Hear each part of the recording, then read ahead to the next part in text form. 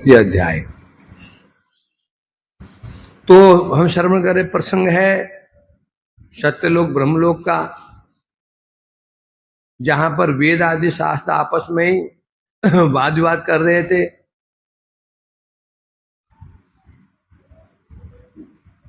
उस समय जो भक्ति प्रायण भागवत आदि शास्त्र हैं, गोप कुमार जी ने उनसे पूछा ये मोक्ष क्या है, मोक्ष की तुच्छता क्यों है, और आप मोक्ष का नाम सुन करके कानों में उंगली डाल के बाहर क्यों निकल गए थे। तब वो भागवत भक्ति प्रायण उपनिषद आदि उनको समझा रहे थे कि जो विचार करने में अचतुर लोग हैं वे ही क्या मानते हैं, मोक्ष को सुखदायी मानते हैं, जबकि ऐसा है नहीं, क्योंकि मोक्ष सुखदायी हो ही नहीं सकता। कौन मानता है इसको सुखदायी, कौन मानता है, विचारा अचातुर्भ्यो, जो विचार करने में अचतुर व्यक्ति है वही मानता है। वास्तव में ऐसा नहीं है। किसी ने ये माना फिर समस्त दुख का ध्वंस ही मोक्ष है, या अविद्या कर्म का नाश ही मोक्ष है। तो किसने ये माना, माया के द्वारा जो विभिन्न प्रकार के ये स्वरूप प्रकाशित हुए हैं, इन स्वरूपों को परित्याग करके अपने स्वरूप में स्थिति को मोक्ष माना किसी ने। ये किसने माना, भागवत ने माना है। मुक्तिर्हिन्नत हेत्वा अन्यथा रूपम स्वरूपेण व्यवस्थिति इति मुक्ति। क्या माना भागवत ने, भागवत जी ने माना है अन्यथा रूपम। अन्यथा रूप क्या होता है, जो मुख्य रूप से हटकर होता है उसे कहता है अन्यथा रूप।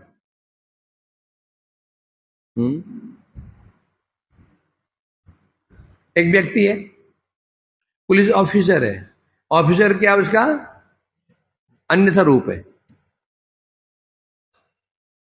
प्रधानमंत्री है, नाम नरेंद्र मोदी जी है, प्रधानमंत्री क्या है, वो अन्यथा रूप है, जो वो है नहीं, जो उपाधि मात्र है। जगत सारा जगत ऐसा ही है, सब अन्यथा रूप है। बोल मैं पुरुष हूं, अन्यथा रूप, मैं स्त्री हूं, अन्यथा रूप, मैं बालक हूं, अन्यथा रूप, मैं उसका पिता हूं, अन्यथा रूप, मैं राजा हूं, अन्यथा रूप। सब ये जिन जगत में है ये अन्यथा रूप है। क्या हुआ, ये क्या है, अन्यथा रूप, जो कि सत्य नहीं। तो हुए कैसे, जो अन्यथा रूप हैं तो हुए कैसे ये, जब सत्य है ही नहीं तो ये रूप अन्यथा कैसे हो, कैसे गए, कैसे हुए, माया के कारण, अज्ञान के कारण। अज्ञान के कारण ही अन्यथा रूप दिखाई पड़ रहे हैं। कोई बोल रहा है मैं राजा हूं, कोई बोल रहा मैं स्त्री हूं, कोई पुरुष हूं। वास्तव में ना कोई स्त्री है, ना कोई पुरुष है, ना राजा है, ना रंग है, सब मूल रूप में भगवान के अंश है। तो जो अन्यथा रूप हैं, भागवत जी कह रहे हैं इन अन्यथा रूपों को परित्याग करके अपने स्वरूप में, जो शुद्ध स्वरूप क्या है, जीवे स्वरूप है नित्य कृष्णदास। अपने स्वरूप में स्थित हो जाने को ही मुक्ति कहते हैं। ये भागवत में मुक्ति की परिभाषा दी गई।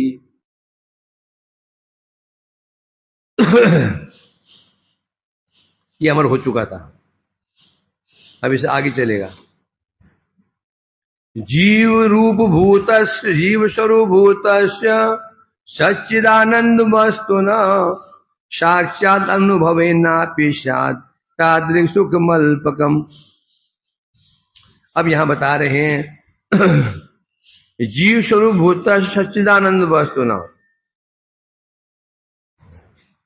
जीव स्वरूप का जो ज्ञान है उसके द्वारा सच्चिदानंद वस्तु का जो दर्शन होता है, कैसा होता है, अल्पकम। जीव स्वरूप के ज्ञान के द्वारा सच्चिदानंद वस्तु के दर्शन से जो सुख प्राप्त होता है वो अति अल्प सुख होता है। परंतु सच्चिदानंद घन भगवान के चरण कमलों के साक्षात अनुभव से सागर के समान जो अपार भक्ति सुख उदित होता है, उसकी तुलना में मोक्ष सुख कैसा है? बिंदु के समान कल्पित होता है। भक्ति सुख कैसा है? भक्ति सुखाम बोलो। भक्ति सुख कैसा है? सागर के समान। अथाह जल होता सागर में, असंख्य बूंदों से सागर बनता है। और मोक्ष सुख कैसा है? बोलते हैं एक बिंदु के समान है। ठीक है, मैं कह रहे हैं इनमें से प्रथम जो दो पक्ष हैं, न्यायिक और एक देशवादी जो वेदांतिक लोग हैं, उन्होंने क्या माना? मोक्ष में दुख का अभाव। मोक्ष में दुख का अभाव है, अर्थात दुख के कारण का अभाव निर्धारित। मोक्ष मतलब क्या? मोक्ष में दुख के कारण का अभाव है, दुख का कारण नहीं है। दुख कैसे उत्पन्न होता है? दुख की उत्पत्ति कैसे होती है? बोलो राधन। दुख के कारण से सुख कैसे प्राप्त होता है? सुख के कारण से। सीधा प्रश्न है। दुख कैसे प्राप्त होता है? दुख के कारण से दुख प्राप्त होता है और सुख के कारण से सुख प्राप्त होता है। सुख दुख क्या कार्य है? कार्य कैसे उत्पन्न होता है? कारण से। तो इसलिए जो न्यायिक लोग हैं, यदि वेदांतिक लोग हैं, उनका ये कहना है मोक्ष में दुख का अभाव है, केवल दुख का अभाव है, उस मोक्ष में सुख नहीं है। ये स्वतः सिद्ध हो गया। जो हमने कह दिया मोक्ष में दुख नहीं है, क्या मानना पड़ेगा? क्या मानना पड़ेगा? सुख भी नहीं है। हमने दुख नहीं है बोल दिया, दुख का अभाव बोल दिया, तो मतलब सुख भी नहीं है। क्योंकि दुख नहीं होना और सुख होना दोनों एक चीज नहीं होता। होता है क्या?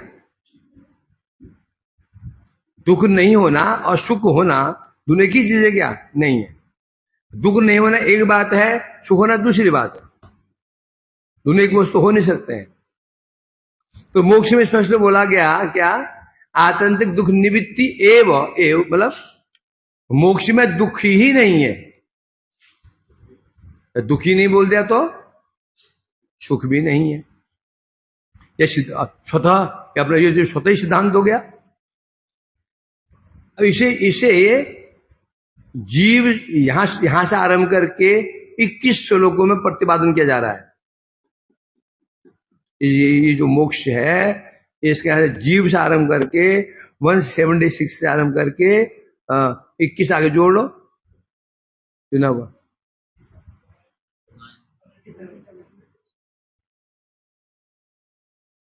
हुआ मैंने इसे पूछा था, बोल नहीं पाया।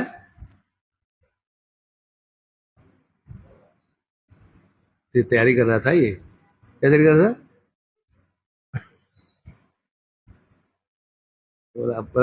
बेइज्जती करा दी है। वस्तुतः जीव के स्वरूप का अनुभव जो सुख है, अति अल्प सुख, अर्थात भगवान के चरण कमलों के अनुभव से जो अपार भक्ति सुख होता है, उसकी तुलना में जीव स्वरूप अनुभव मोक्ष सुख उसी प्रकार तुच्छ है, जैसे सागर की तुलना में गोखुर चिन्ह में रखा जाता। जीव का स्वरूप अनुभव एक बात है, जीव के स्वरूप का अनुभव एक बात है, भगवान के स्वरूप का अनुभव दूसरी बात है। समझे कि नहीं समझे? एक अनुभव क्या है, भाई तुम कौन हो जी, मेरा नाम ये है, और हाँ जी मैं ये हूं और ये हूं, मैं और मेरा नाम ये है और मैं वहां नौकरी करता हूं, धमकाना करता हूं, मेरी पत्नी बच्चे बोल दिया। ये परिचय क्या है? परिचय आधा परिचय है। ये बाप को नाम ही नहीं आया, अपना परिचय दिया उसने, क्या करता हूं ये परिचय भी दिया उसने। जो जिसके कारण वो है, किसी कारण वो था पिता का, पिता के स्वरूप का परिचय उसको नहीं है, तो कैसे मान सकते हैं ये परिचय पूरा है? जिसके द्वारा जिसके परिचय से उसका परिचय है। हमारा परिचय किससे है? हमारे पिता से हमारा परिचय है, हमारे गुरु से शिष्य का परिचय गुरु के परिचय से। गुरु जिस कोटि का होगा शिष्य भी उस कोटि का माना जाएगा। जब शिष्य को गुरु के परिचय का अनुभव नहीं है, पुत्र को पिता के स्वरूप का अनुभव नहीं है, तो फिर पुत्र ही क्या और शिष्य ही क्या? इसलिए कह रहे हैं जीव के स्वरूप का जो अनुभव है, यदि इसमें कुछ सुख भी है, वैसे सुख तो है ही नहीं है, यदि है भी तो कैसा है? अति अल्प है। अर्थात सच्चिदानंद घन भगवान के चरणों का अनुभव, जो भगवान श्री कृष्ण है, भगवान है, उनके चरण कमलों के अनुभव से जो अपार भक्ति सुख उदित होता है, उसकी तुलना में जीव स्वरूप का अनुभव जो सुख मोक्ष सुख है तुच्छ। अब ये इसका तात्पर्य क्या हुआ? भगवान के चरण कमलों के अनुभव से जो सुख प्राप्त होता है, क्या सुख होता है? भक्ति सुख। भगवान के चरण कमलों का सुख मतलब क्या हो गया? भगवान की भक्ति का जो सुख है, कैसा है? अपार। उसकी तुलना में जो केवल अपने स्वरूप का अनुभव का सुख, केवल अपने स्वरूप के अनुभव का जो सुख है, वो सुख कहते हैं मोक्ष सुख। अति तुच्छ है। जैसे सागर, एक तरफ सागर हो, दूसरी तरफ गाय के खुर से गड्ढा बन जाए। बरसात थी तो गाय ने पैर रखा मिट्टी में, एक गड्ढा हो गया, खुर से गड्ढा बन गया। बारिश हुई, उसमें पानी भर गया।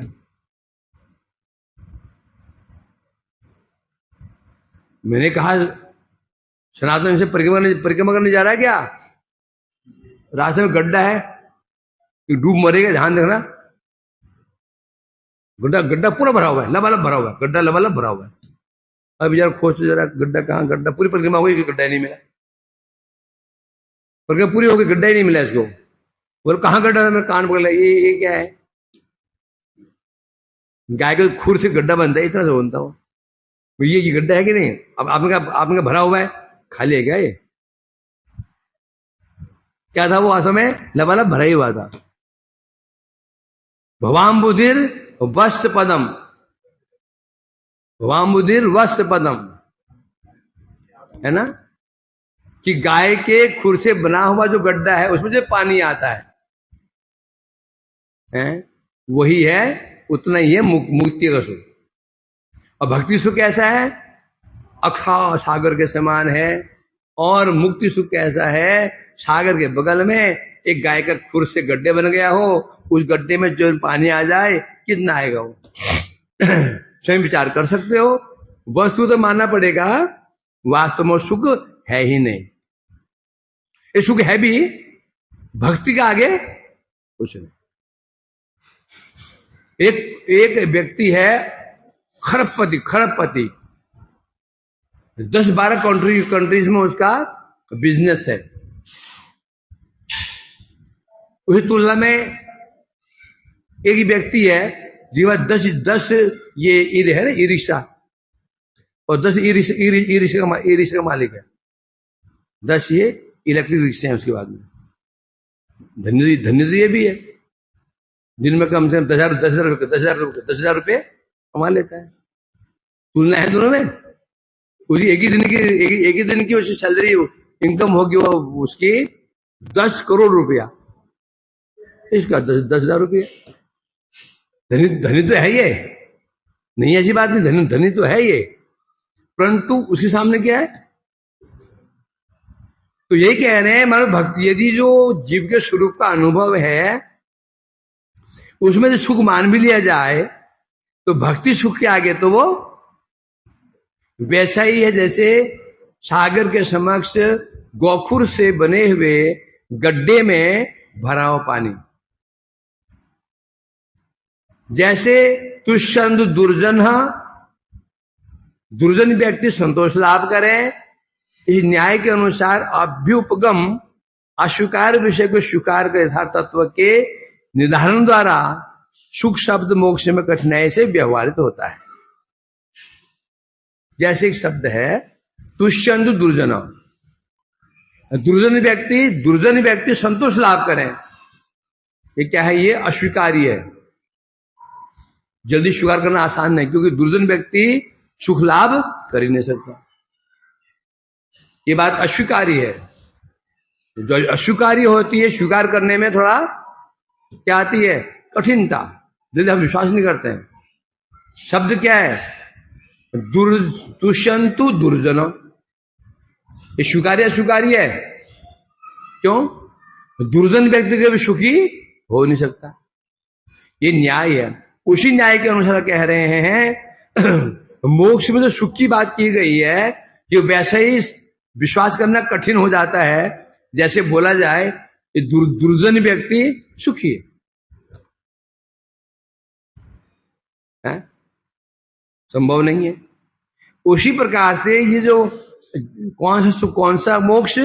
जीव के स्वरूप का अनुभव, अपने स्वरूप का अनुभव, जो मोक्ष है, ये मोक्ष में सुख बिल्कुल नहीं है। परंतु वैसे व्यवहार भी केवल भक्ति के सुख की महिमा समझाने के उद्देश्य हुआ है। तो बोलेंगे यदि ऐसा है तो फिर कभी कहीं भागवत में भी ये क्यों बोला गया? कि जब बोल दिया भागवत में भक्ति सुख सागर के समान है और मुक्ति सुख गोखुर से बने हुए गड्ढे में डाले पानी के समान है। इसका मतलब क्या मान लिया भागवत में? मान लिए क्या? सुख तो है, सुख तो है, तो सुख क्यों मान लिया? वो भी इसलिए मान लिया क्योंकि भगवत भक्ति का जो सुख है उसकी महिमा को समझाने के लिए। सुख के दिन नहीं है, तथापि भक्ति की महिमा को समझाने के लिए, तुलना करने के लिए सुख मान लिया गया है। वास्तव में सुख तो है ही नहीं। शुद्धात्म तत्व यद वस्तु तदेव ब्रह्म कथ्यते निर्गुणम तच्च निसंगम निर्विकारम निरीहितम। अभी पर पल्ले पढ़ाई नहीं होगा। ये जीव स्वरूप का अनुभव क्या होता है? पढ़ गया? जीव के स्वरूप के अनुभव को मोक्ष कहते हैं। अब जीव स्वरूप का अनुभव क्या? नहीं समझे ना? समझ जाओ, प्रतीक्षा करो थोड़ा, हम अभी समझा देंगे। यदि आपत्ति हो आत्मस्वरूप की प्राप्ति को मोक्ष मानने वालों के मत में, जो आत्मस्वरूप की प्राप्ति को मोक्ष मानते हैं, क्या मतलब? शुद्ध आत्म तत्व जो वस्तु वही ब्रह्म है, वह निर्गुण ब्रह्म, वह निर्गुण है, निसंग है, निर्विकार है, निरीह है, अतः सच्चिदानंद घन नहीं हो सकता। अब वो अनुभव करते हैं। ये आत्मस्वरूप की प्राप्ति क्या है? आत्मस्वरूप की प्राप्ति क्या है? मतलब क्या? आत्मस्वरूप प्राप्ति, अपना स्वरूप। क्या स्वरूप? यहां पर भक्ति वाणी चल रही है। मैं जड़ शरीर नहीं हूं, मैं आत्मा हूं, चिद वस्तु हूं। तो इतना ही ये परिचय होता है। मेरा नाम ये है और मैं पिता वो हैं, ये पूरा परिचय होता है।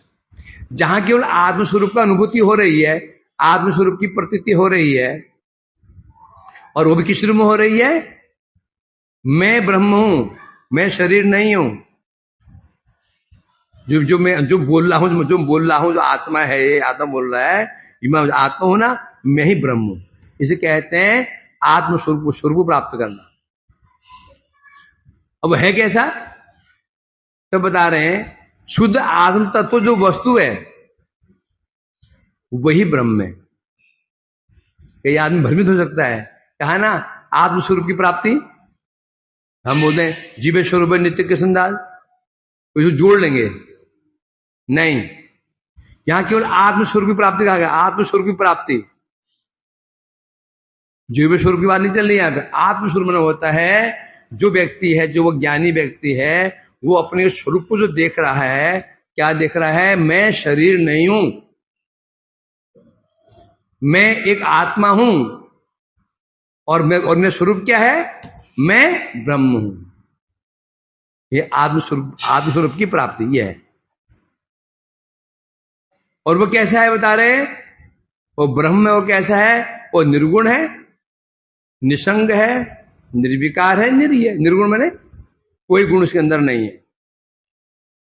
निसंग अर्थात अनासक्त, निर्विकार, और निरीह, ये मतलब किसी कोई मतलब ना लेना ना देना, ऐसा वो आत्मा है। टीका में कह रही है, जो आपत्ति हो मोक्ष में असीम सुख ब्रह्म के अनुभव से उनके अनुरूप असीम सुख की सुखी प्राप्त होता है। तो बोले जब जो मोक्ष में ब्रह्म कैसा है, ब्रह्म कैसा है, असीम। असीम क्यों है, क्योंकि निराकार है। जो निराकार है वो असीम हो सकती है, आकारवान वस्तु असीम नहीं होगी।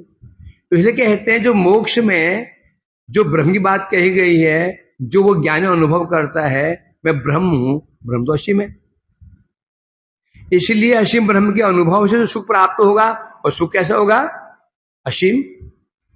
असीम से सुख कैसे प्राप्त होगा, असीम है ना। सुख का आधार क्या है, वस्तु। वस्तु जिस कोटि की होगी सुख भी वैसे ही मिलेगा। वस्तु यदि तुच्छ है, सुख भी तुच्छ मिलेगा। यदि कोई व्यक्ति केवल बूंदी खाए, सुख किस कोटि का होगा, वैसे होगा। यदि रबड़ी खाए तो सुख उच्च कोटि होगा, रसमलाई खाए तो सुख तो है ही। तो इसलिए कह रहे हैं यहां पर, ये पक्ष किसका है, ये वे लोग ज्ञानी लोग कह रहे हैं देखो ब्रह्म असीम है, अतः उसमें सुख प्राप्त होगा मोक्ष में, और सुख भी असीमित होना चाहिए। इसकी आशंका से श्लोक में खंडन कर रहे हैं। ऐसी धारणा बिल्कुल ना करें। तो धारणा बना रखी है ब्रह्म असीम है, सुख भी असीम होगा, ये धारणा गलत है। क्योंकि वह वस्तु जिसे तुम लोग आत्मस्वरूप कह रहे हो, तुम जिसे ब्रह्म कह रहे हो, जिसे आत्मा ब्रह्म कह रहे हो, वो ब्रह्म कैसा है, निर्गुण है।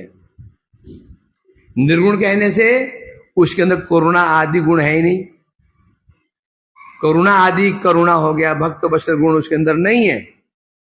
निसंग कहने से कोई संग्रहित, संग्रहित कहने से उसे कोई परिकर नहीं है। निर्विकार कहने से चित्त में कोई विकार ही नहीं है। भक्त के करुण करंदन से भी उसका चित्त द्रवित नहीं होता है। अथवा भक्त वत्सल गुण के कारण अपने स्वरूप भगवान वही ब्रह्म मूर्ति रूप में जगत में प्रकटित नहीं होते हैं। निरीह, निरीह माने उदासीन, अर्थात मधुर विचित्र लीलाहीन, अर्थात वो लीला प्रकट करके भक्तों मन हरण नहीं करता है। ऐसी भगवत्ताहीन वस्तु, जो वस्तु ऐसी भगवत्ताहीन है, भगवत्ता मतलब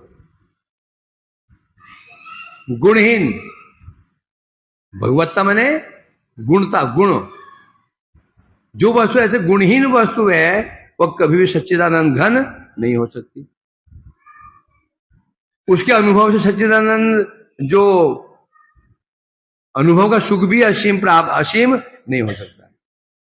यहां स्पष्ट कर दिया है, पहले बताया वो ब्रह्म निर्गुण है, उसमें करुणा ही नहीं है, निसंग परिकर आदि नहीं है, निर्विकार है, चित्त में विकार ही नहीं है, विकार मतलब भक्त जो भक्त करुण क्रंदन करते हैं, चित्त पे उसे चित्त द्रवित नहीं होता है, उदासीन है, लीला विहीन है। अब जब ये सब चीजें नहीं है तो सुख कैसे हो सकता है? सुख का आधार क्या है? ये गुण है। जो गुण उसके अंदर नहीं है, ये भगवान में जो विपरीत है। भगवान कैसे हैं? भगवान कैसे हैं? निर्गुण नहीं है, गुणों के भंडार है, गुणाकर है, आनंद, निसंग नहीं है। भगवान सपरिकर हैं, परिकर परिवेष्टित भगवान रहते हैं, निर्विकार नहीं है। भक्त के दुख में दुखी हो जाते हैं, सुखी हो जाते हैं। और भक्तों की कृपा करने के लिए भगवान जगत में विभिन्न स्वरूप धारण करके जगत में प्रकट भी हो जाते हैं। तो इसलिए यही कारण है कि भगवान भक्तों के मन को हरण कर लेते हैं। ब्रह्म ये सब चीज है नहीं। यही अंतर है ज्ञानी योगी ब्रह्म योगी और भक्त में। ज्ञानी और योगियों को पूरी चेष्टा स्वयं करनी पड़ती है, उनका ब्रह्म को उनका हेल्प नहीं करेगा। पूरी चेष्टा उन्हें साधन स्वयं करना पड़ेगा, वहां से लेस मात्र भी सहायता नहीं मिलेगी। क्यों नहीं मिलेगी? क्यों नहीं मिलेगी? निर्विकार है, निर्विकार है, निर्गुण है, निर्विकार है, कोई विकारी नहीं है। परंतु भगवान में भक्ति की विशेषता होती है, भक्ति में भक्तों केवल इच्छा करनी होती है। इच्छा केवल इच्छा करनी होती, मैं भक्ति करूं, इच्छा करनी होती है। व्यवस्था कौन करेंगे? भगवान। भगवान ही सत्संग दिलाते हैं, भगवान ही वातावरण हमको प्रदान कर देते हैं। जितनी व्यवस्थाएं होती हैं सब भगवान ही उपलब्ध करा देते हैं। ये है भगवान की कृपा। समय समय पर भक्त की सहायता भी करते हैं।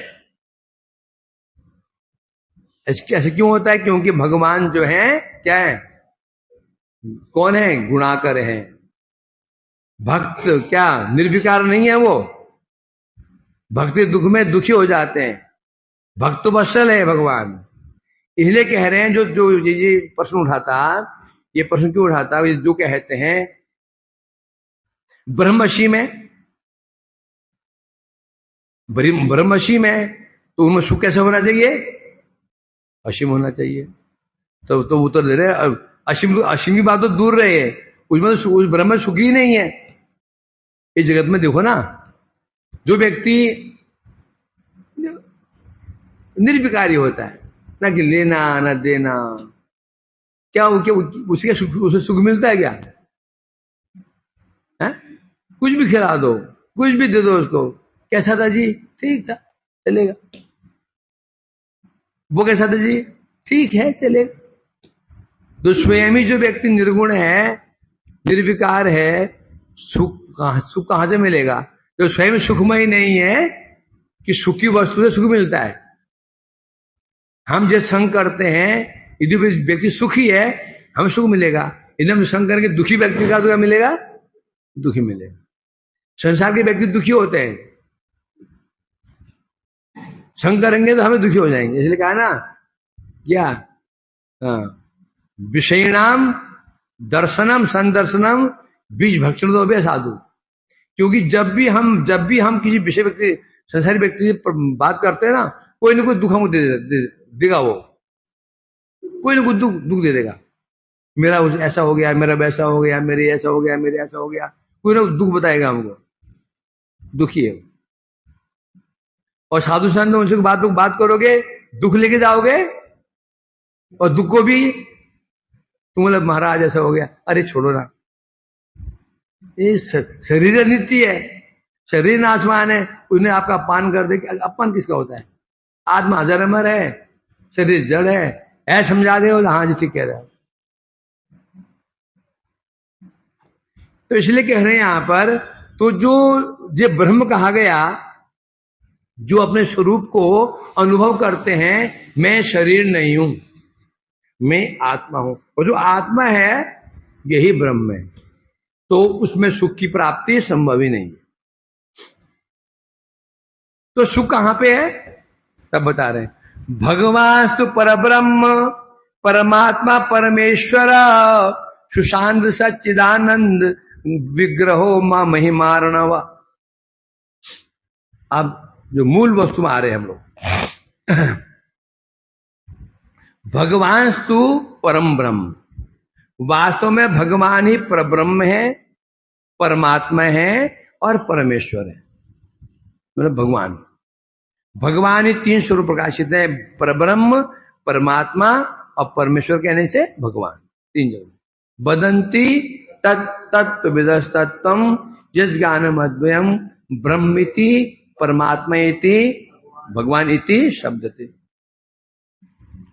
तो जो भगवान ही वास्तव में उनको परब्रह्म भी कहते हैं, परमात्मा भी कहते हैं और भगवान भी कहते हैं। वे कैसे हैं? सच्चिदानंद घन विग्रह, सच्चिदानंद घन, जीव भी सच्चिदानंद है, जो आत्मा है ना हमारे अंदर वो भी क्या है? सच्चिदानंद है। वो क्या सच्चिदानंद है। घन माने क्या होता है? खूब ज्यादा, वो घन कहते हैं। जीव भी सच्चिदानंद ही है परंतु घन नहीं है। भगवान में क्या सच्चिदानंद, जो सच्चिदानंदत्व है अत्यधिक परिमाण में और जीव के अंदर अल्प परिमाण में। और कैसे बता रहे हैं? महिमार्णव, जो सच्चिदानंद घन विग्रह भगवान श्री भगवान है, जिनको जगत में ब्रह्म परमात्मा भगवान कहते हैं, वो कैसे? महिमा अर्णव, महिमा के समुद्र हैं, महिमा के समुद्र हैं। इतनी महिमाएं भगवान की हैं, जैसे समुद्र में पानी कितना है वो तोला जाए मापा जाए संभव नहीं है। भगवान की महिमा कितनी है इसको समझा नहीं जा सकता। टीका में कह रहे हैं यदि आपत्ति हो तो फिर जो घनीभूत सुख अनुभव प्राप्त कैसे होगा? चलो मान लिया तो आपने कह दिया जो ब्रह्म है असीम जरूर ब्रह्म जो ब्रह्म है उसमें सुख है ही नहीं। क्यों सुख नहीं है? वो क्या है? निर्गुण है, निराकार है, निसंग है और निरीह है। और यही होता आनंद, यही होते हैं आनंद के मूल स्रोत। आनंद का मूल स्रोत कहां क्या होता है? गुण। आनंद कहां से उत्पन्न होता है? गुण से होता है। गुण ही नहीं तो सुख कहां से प्राप्त होगा? और कहां से प्राप्त होता है? निर्गुण, फिर निर्विकार। आनंद कहां से होता है? विकार से होता है। विकारहीन आनंद, विकार ही नहीं है, आनंद कैसे प्राप्त होगा? विकार मतलब क्या? अपने आश्रित को दुखी देख करके हृदय ना पिघले तो सुख कैसे प्राप्त होगा? ना उसको दो है ना, मालिक और नौकर, पिता पुत्र को विपत्ति में देख करके पिता का हृदय पिघला ही नहीं तो पुत्र का आनंद होगा? जब पुत्र का आनंद नहीं होता तो पिता का आनंद होगा? पुत्र विपत्ति में था, पिता ने हेल्प की उसकी, मानो उसको पुत्र को किडनी की जरूरत थी, पिता ने किडनी दे दी। अब क्या होगा? पुत्र को आनंद होगा। जब पुत्र को आनंद होगा तो पिता को भी आनंद स्वाभाविक होगा। जब पिता में आनंद नहीं है, पुत्र जिया मरे मुझे फर्क ही नहीं पड़ता, तो पुत्र का आनंद कहां से होगा? पहले कह रहे हैं यहां पर, परंतु यहां क्या हो रहा है? जो घनीभूत सुख है वो सुख कैसे प्राप्त होगा? प्रश्न उठा। उत्तर में कह रहे हैं, सीधा सीधा कह रहे हैं, उत्तर है भगवत भक्तेव संपद्यत। जो घनीभूत सुख है कैसे मिलेगा? वो भक्ति के प्रभाव से मिलेगा, क्योंकि भक्ति सुख कैसा है? सागर के समान है। यदि भक्ति सुख चाहिए तुमको, भक्ति के पास सागर के पास जाना होगा। कहां जाना पड़ेगा? सागर। सागर क्या है? भक्ति। है। इधर धन चाहिए, कहां जाना पड़ेगा? कहां जाना पड़ेगा? धनी व्यक्ति के पास जाना पड़ेगा तो धन मिलेगा ना। पहुंच गए कंगाल के पास में, क्या धन मिलेगा? वो पकड़ा देगा 200-400 रुपए के सिक्के, 50-50 के सिक्के ले जाओ। तो इसलिए कह रहे हैं यहां पर भगवत भक्ति के प्रभाव से ही ये मिलेगा। अब भक्ति कैसे मिलेगी? भक्ति है क्या? अब 4 श्लोकों में वर्णन किया जा रहा है भगवत भक्ति है क्या। तो बता रहे हैं भगवान ही परब्रह्म परमात्मा है, समस्त जीवों की अंतर्यामी चित्ताधीष्ठान होने के कारण ब्रह्मा आदि के बन्य। भगवान कौन है? समस्त जीवों के अंतर्यामी। जीव कहने से ब्रह्मा आदि, आदि कहने से ब्रह्मा शिव इंद्र आदि के भी चित्त के अधिष्ठाता है। तो सिद्ध हो गया ब्रह्मा शिव इंद्र आदि भी भगवान के अधीन है। कौन है वो? वैकुंठ के अधिष्ठाता, वैकुंठ के मालिक हैं। और कैसे हैं? परम घन सच्चिदानंद विग्रह। सच्चिदानंद तो कैसे? उनमें कितना है? घन। दूध है ना, दूध को चूल्हे में गर्म करो, उसको मारते रहो, होते क्या बन जाता है? वो क्या बन जाता है? रबड़ी बन जाता है, घना हो जाता है। दूध था ना, जब दूध था तब क्या था? वो तरल था, गुणदोष में, और घन बन गया। वही बता रहे हैं यहां पर, जो भगवान में जो सुख है, सच कैसे है वो? परम घन सुख। इतना बढ़ते इतना बढ़ गया, घन हो गया। फिर उदाहरण, एक वहां बैठा है, एक वहां बैठा है, ऐसे बैठा है, पास आए और पास में आए और पास में आए और पास में आए, ये सिमट जाए तो क्या हो जाएगा? ये घन उसे कहते हैं, है ना। तो जीव सच्चिदानंद है, अर्थात उस जीव के अंदर सच्चिदानंदत्व अल्प परिमाण में है, और भगवान में अत्यधिक परिमाण में है। और क्या विशेषता भगवान की? भगवान कैसे बता रहे हैं? विविध महिमा के समुद्र। भगवान में जो उनकी महिमा कितनी है? वो विविध महिमा। जगत में महिमाएं होती हैं, कोई सुंदर है, अच्छा पंडित है, कोई अच्छा प्लेयर है, कोई ऐसा गायक है, कोई कीर्तनीय है, कोई ऐसा रसोईया है, महिमाएं हैं। भगवान कैसे है? महिमार्णव।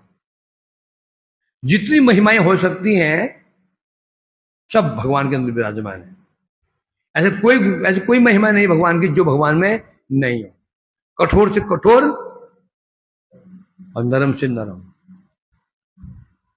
है, दयालु से दयालु, और फिर कपटियों से भी कपट। कपटियों में महाकपटी और दयालु में महादयालु, सब भगवान में विराजमान है, ऊपर से भी और नीचे से भी। छलियों में महाछली। एक तो भगवान बड़ा अति सरल है, भक्तों समझ इतने भगवान सरल है, अपने आप को भूल जाते हैं मैं भगवान हूं। वही भगवान फिर यदि कोई छल करे, उनको ठगने की चेष्टा करे, ठगना मतलब भजन करे, उनको अपनी कामना वासना पूर्ति करने की चेष्टा करे, ये छल है। फिर भगवान उनके लिए क्या? फिर छल ले जाओ, है ले जाओ, दे देंगे उसको, अपना प्रेम दे देंगे उनको। तो इसलिए ऐसे जो भगवान है, विविध महिमा के समुद्र हैं, कैसे हैं? स्थिर और गंभीर। समुद्र कैसा होता है? स्थिर, बढ़ता नहीं है बेस समुद्र। आपूर्यमाणम अचल प्रतिष्ठम समुद्र माप, है ना। समुद्र कैसा है? कैसा है? आपूर्यमाण, परिपूर्ण और अचल। समुद्र कभी चलता नहीं है, स्थिर है वो, जहां तक है वहीं तक। समुद्र प्रवेश नहीं है तो बात। यदि भी समुद्र में कितनी कितनी नदियां मिल रही हैं, कितनी नदियां, जितनी नदियां हैं सब जाग आ रही हैं। और वो भी कैसे? 12 महीने 24 घंटे। सोचो ना, इतना पानी समुद्र में जा रहा है। और समुद्र जहां का 10 साल पहले हम जहां गए थे पुरी में, समुद्र जहां था अभी भी वहीं पर ही है। वो पानी कहां जा रहा है? अब वैज्ञानिक से पूछो, वो बोल देंगे नहीं, वाष्प बन के आकाश में चला गया, वाष्पीकरण होकर के ये बोलेंगे ना। फिर वो बोलेंगे वाष्पीकरण हो गया ना, आकाश में पानी चला जाता। इतना पानी आकाश में चला गया ना, पूरा जब बरसेगा तो होगा सर्वनाश। यही है प्रकृति, भगवान की प्रकृति को समझना। तो समुद्र कैसा बता रहे? अचल है, प्रतिष्ठित है ना। उसी प्रकार बता रहे हैं भगवान कैसे हैं? समुद्र के समान स्थिर, कभी विचलित नहीं होते हैं। बोले क्यों? विचलित तो हो गए ना, विचलित नहीं होते हैं। जब भगवान भक्तों को कष्ट, जब दुष्ट लोग भक्तों को कष्ट देते हैं, भगवान भी क्या हो जाते हैं? विचलित। उन्हें भी क्या आ जाता है? क्रोध। प्रश्न करते, तुम कैसे कहते हो भगवान विकार नहीं आता? भगवान भी विचलित होंगे, वो भगवान विचलित हो जाते हैं, उनमें भी क्रोध भड़क जाता है। वो कैसे बोल दिया ये भगवान कैसे है? प्रतिष्ठित है? क्या बोलोगे? नहीं, ये क्रोध नहीं है, ये भगवान के अंदर जो भक्त वात्सल्य गुण है उसका एक विकार है। तो इसको क्रोध नहीं कह सकते हैं। क्रोध कब क्रोध है? जो अपने लिए हो, अपने स्वार्थ के लिए है तो क्रोध है, दूसरे के लिए है तो क्रोध नहीं करा जाए। अब भगवान क्रोध किसके लिए होता है? भक्तों के लिए होता है। ये क्रोध, ये जो क्रोध है, ये क्रोध भी उनका, ये क्रोध भी क्या उनका? निर्विकारत्व को ही सिद्ध करता है। यदि भगवान क्रोध नहीं करेंगे तो फिर भगवान ही क्या मानेंगे? फिर भगवान कैसे हैं? निर्गुण हो गए, तो गुण ही उनके अंदर नहीं है। इसलिए कह रहे हैं यहां पर, इस प्रकार महिमा युक्त भगवान के लिए कभी कभी, जैसे भगवान महिमा युक्त, उनके लिए कभी कभी शास्त्रों में ब्रह्म शब्द देखा जाता है। ब्रह्म नहीं, परब्रह्म। जहां जहां भगवान को ब्रह्म कहा गया है, वहां साथ साथ क्या कहा गया? परम ब्रह्म या परब्रह्म। जहां भी भगवान के शब्द को उपयोग है ब्रह्म का, वो परब्रह्म कहा गया है। अहो भाग्यम नंद गो ब्रजोक्षाम यन मित्रम परमानंदम पूर्ण ब्रह्म सनातन। यहां तो पूर्ण ब्रह्म कहा गया है, यहां पर ब्रह्म नहीं कहा गया। तो ब्रह्म किसे कहा गया? तो ब्रह्म किसे कहा गया? जीव को। तो जीव ब्रह्म है क्या? है। वास्तव में जीव ही ब्रह्म है, निर्विशेष ब्रह्म नहीं है। निर्विशेष तो कोई अवस्था ही नहीं है। वास्तव में शास्त्रों में जो ब्रह्म कहा गया, वो ब्रह्म जीव को कहा गया। तो हम ब्रह्माष्टमी, वो जीव को ही कहा गया, मैं ब्रह्म हूं। ये तो बोला, आप तो मायावादी साबित कर रहे हैं। आप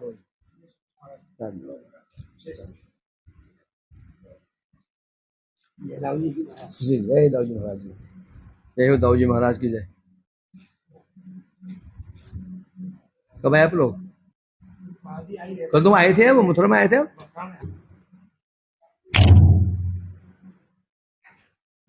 तो इसी को समझना होगा।